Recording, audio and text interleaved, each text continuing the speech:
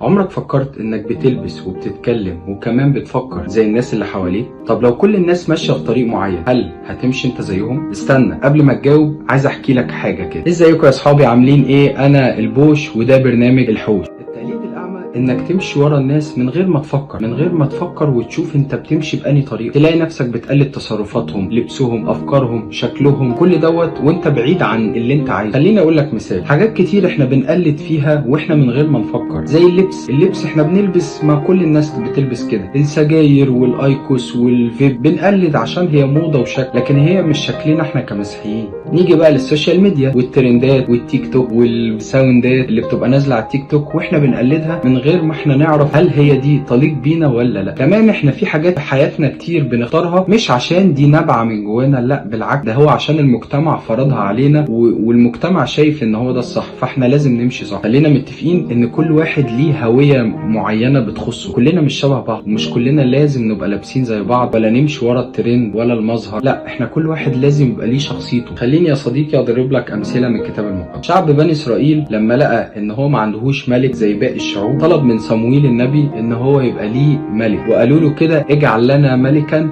يقضي لنا كسائر الشعوب. وساعتها هم رفضوا ان ربنا هو اللي يسوق بيهم، وكانوا عايزين يقلدوا الامم باي شكل. اقول لك مثال تاني.